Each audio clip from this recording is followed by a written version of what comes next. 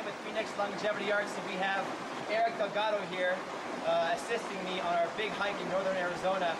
I always used to watch the black and white footage of Bruce Lee in his tournaments. He would try to promote himself in.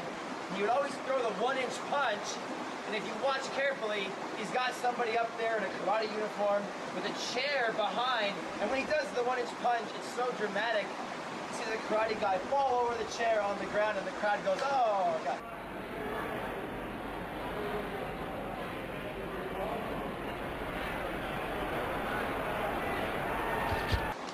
So, we can always make our punches dramatic as well. The 1-inch punch is real.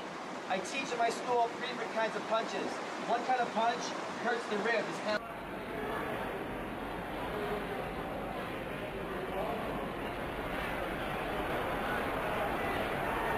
Like a surface style punch, just snapping to the stomach or to the ribs.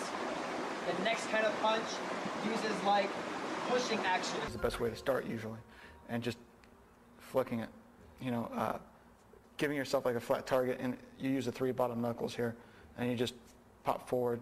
Take your time, no point in rushing it. Make sure that your elbow's in your center, and just slowly over time, just keep working on, you know, a soft pad or a pad of beans.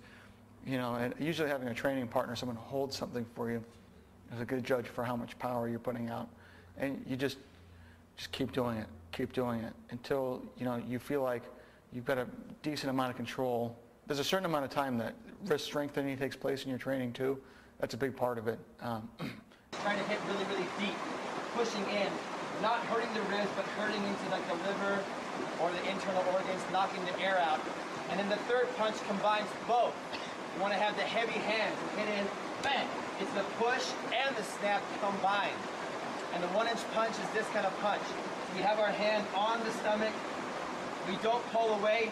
We want to have the snap and the heavy hands combined together. We want to hit, boom, like boom, like boom, like boom, like. Chinese medicine have this concept of qi circulation in the body. And by developing the internal power, the internal qi, you develop the 1-inch punch. One is first through the practice of breathing or qi meditation, through breathing visualization, developing power centers in certain parts of the body. That's the internal approach. Yeah. The external approach is more muscular and body alignment, power base, torque generation. In this way and send them back. It's a real punch.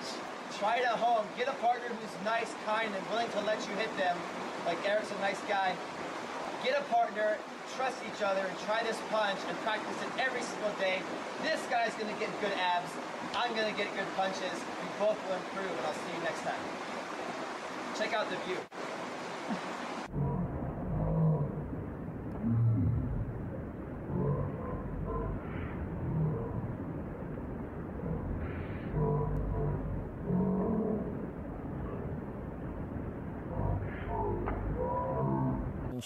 Maybe on the surface you break the ribs. Internally, you might shock their internal system. You can rupture someone's spleen. You can damage their liver. You can bruise someone's heart.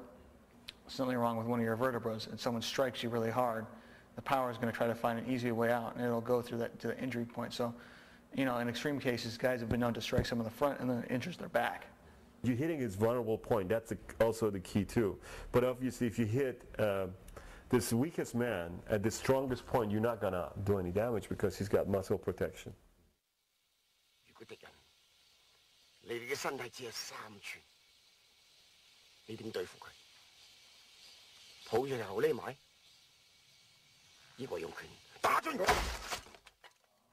In the Chinese movies, the 1-inch punch has always been showcased very well.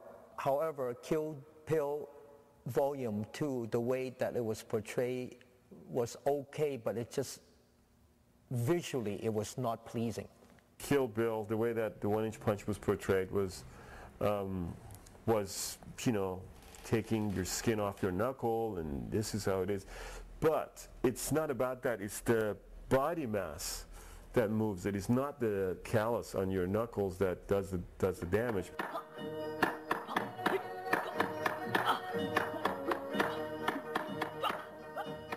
I would continue to teach the 1-inch punch as part of my curriculum.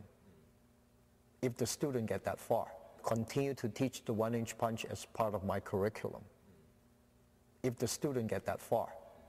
If you learn how to apply shortest distance with the most powerful impact that you can generate, there's a pleasure, because there's a huge discovery about 1-inch movement. If you look at it in that context, it's got invaluable lessons. But if you look at it as a one-trick pony, that's it. That's the end of that show, I think there's been a slight dip in martial arts in general, because you think 150, 200 years ago, people were training this system because that's all they had. That was their livelihood. They trained a lot harder than they do today. People tend to be a little bit lazier. Maybe that's why there's not